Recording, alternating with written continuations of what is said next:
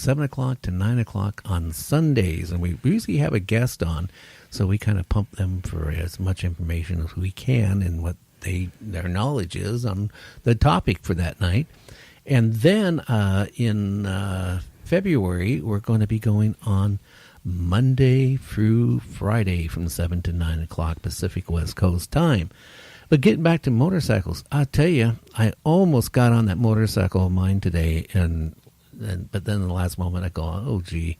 When I got back from the dealership, they really detailed it, and it's really glossy, and it's really looks like brand new. And I just decided, the road's being wet, I didn't want to get it, You're starting to sound like one of those summer warriors now. I know. I'll tell you something. Tell me about the summer warriors. Summer warriors? I don't want to get people mad okay, at me, I'm just kidding. But I will say a little bit about it. I have a few friends, okay? It seems like in the end of August, they put their bike away, and then they take it out the first week of June. So they ride those 3 months a year, and, it's just, it kind of defeats your purpose. If you go out and drop $25,000 or $30,000 or $34,000 or whatever you might as well drop, just rent the bike. Yeah, you should. Rent the bike for 3 months. Yeah. And then I want to talk about dealerships for a minute, too. Make sure before you take your bike into any dealer, you check them out. Check them out with other people check them out with a Better Business Bureau. Always go for reviews, definitely. Because I've bought two Harleys myself, and I always go for reviews. I always check with, okay, who's gone there, and I've only bought from one dealership. Yeah. I only bought from one actual dealership, and that was through Harley in Silverdale. And I didn't want to go that far, but I bought back a few years ago. I bought a Firefighter Ultra Classic, and I had a problem with it, and I had the extended warranty, and I took it back to the dealer. I'm not going to mention the dealers, okay? Oh. And the compensator was knocking, and when I was riding it, it was making clunking noises. But when I came up to a stop, when I went to restart it, it acted either like a dead battery, and then it made a big, huge bang.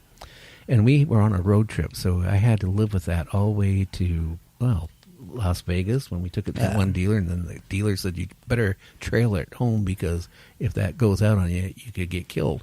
That's what he said. But anyway, so I took it back to a dealer, the dealer I bought it from, and they had no problems. They replaced the compensator.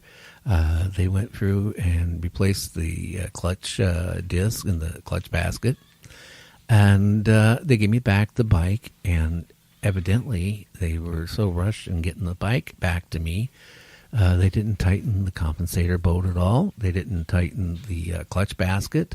They didn't even adjust the clutch cable. So I'm sitting here riding home about 30 miles from where I bought it, and the thing is just not riding right. It's hard shifting.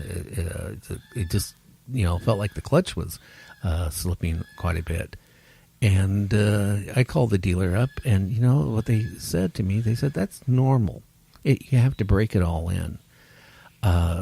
Well, I end up taking it to another shop, and that's when I found out they didn't tighten anything. They didn't adjust the clutch. They didn't do nothing. Got it all adjusted, and the shop told me that they were going on vacation, but they said, hey, ride it for a week or two, and then take it into, wherever, and just have them readjust the clutch. So this is where I'm getting at. You got to really watch where you take your stuff. I took it into a guy who works out of his house. It has a shop. And the first thing he did, he goes, hey, he got on it, and he actually rode it for maybe a fourth of a mile.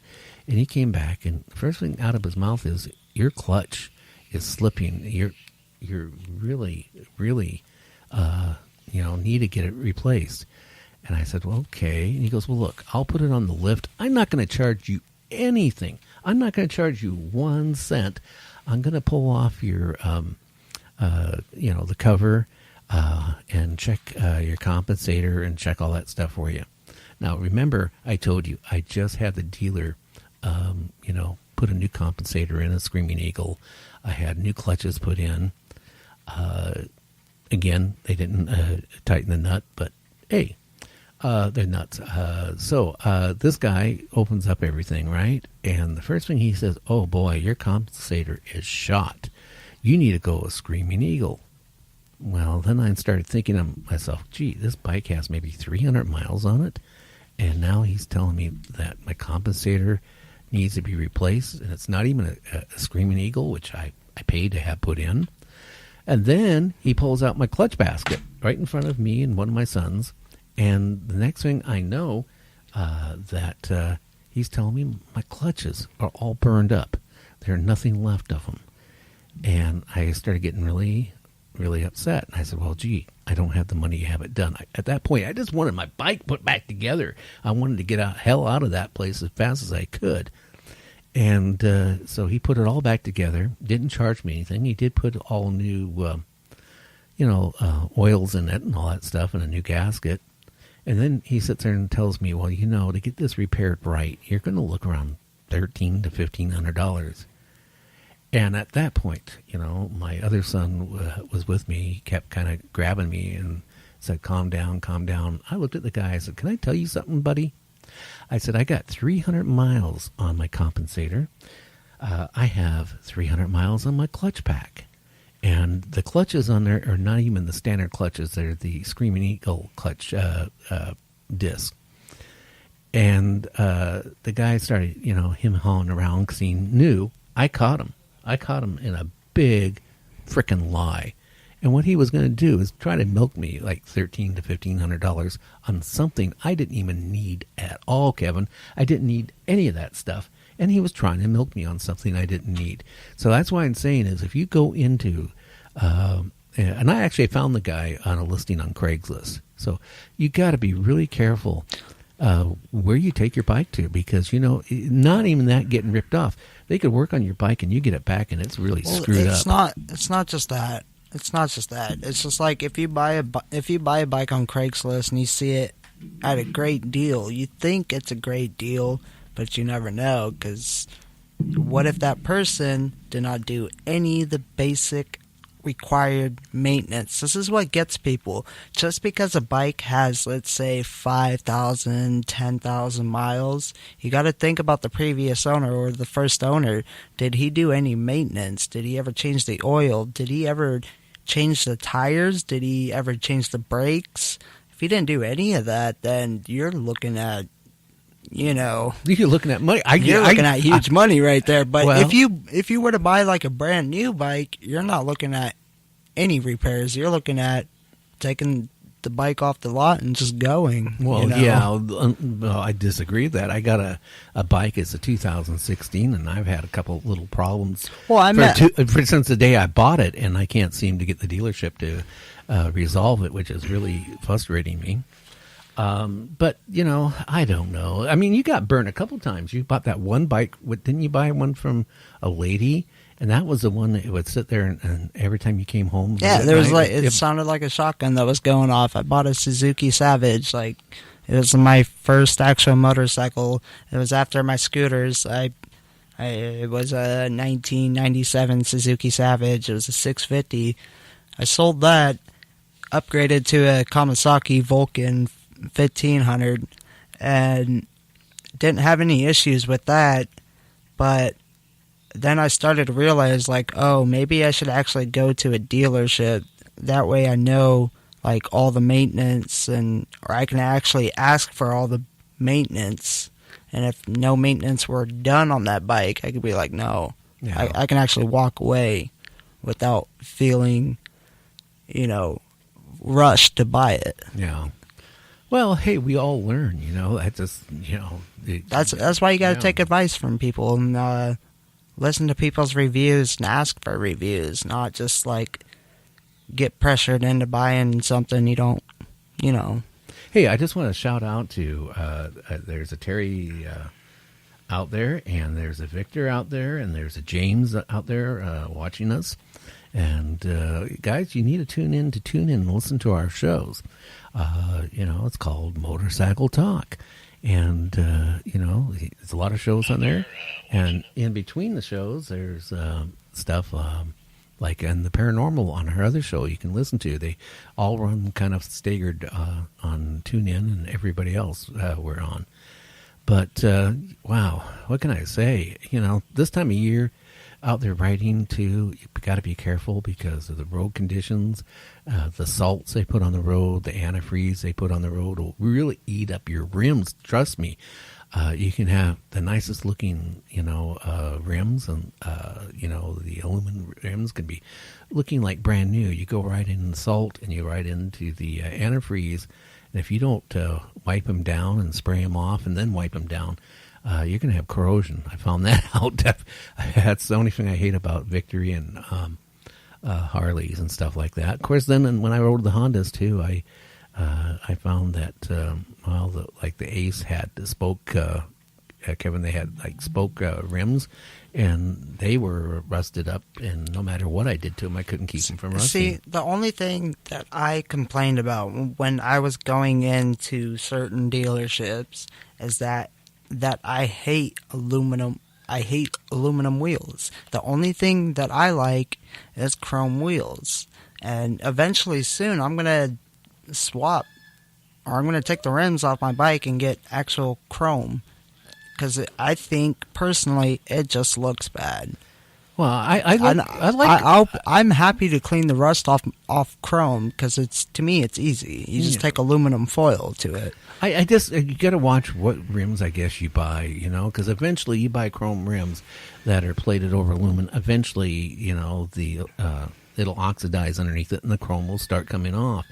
Like a friend of mine, he's probably listening to the show. He actually got brake fluid on his, and the next thing you know, his chrome was like bubbling up. And that only took like a day or two of it where it leaked on it, and the chrome actually started bubbling off the rim. So if you're that was expensive. If you're hearing a bird in the background, I apologize. We do have an exotic bird that likes to talk and squawk. Scream. What we should do is just stuff that sucker one of these Thanksgivings. No one would probably know the difference. What? Stuff it and have it for Thanksgiving. Oh, yeah. Well, we can call it bite-sized turkey. Oh. Yeah. So anyway, boy, the time has been flying fast. Guys, if you want to contact us, want to be a guest on our show and talk about your club or your riding group, any events like car washes with hot babes and little teeny string bikinis, you can certainly do that at Motorcycle Talk by Gary at gmail.com. That's Motorcycle Talk by Gary at gmail.com. And, we're happy to. We're always looking for great guests to put on the air. And if you want to talk about your bike or this things like the biker scene in general, contact me and we'll put you on the show and interview you, and we can have some fun. You can sit back and have a dark beer or a cup of coffee and just talk on your phone. Yeah. And you talk on your phone, and that's all you got to do. And we'll talk to you, and you'll talk to us, and we'll just have a great time, chilling. Yeah. Creating some entertainment. Hi, Jay, and hi, Mike. I'm glad you're watching us on Facebook Live. Hello. Hey, anyway, anybody having a great week? Anybody buy a 2018 bike yet out there? Yes, I'm very curious about that. Yeah. How's it running? Yeah, what brand bike did you buy and what model? Just kind of curious out there. I was reading an article last night about Harley that they said they're really struggling because younger people are not going into motorcycles. I kind of disagree with that, because one aspect, I think, but we touched base with this a few days ago, I think they need to make bikes more appealing to the younger people and get the prices down a little bit more. And I bet you'll find a lot more younger people getting into the motorcycles. And then not just because... Well, not just Harley, every brand. Any of them, like Hondas and all that. Yamaha. Yeah, but you know what? They might start out with one of those bikes from like The Walking Dead, what Dale rides. Hey, have you noticed since that show's been on and his type of bikes he rides, all of a sudden now you have Honda and you have, you did have Victory, and then Harley coming out with bikes that kind of look like it. Yeah, that 883. Yeah, the kind That 883, I think it is. of. No, it's not 883. 883 is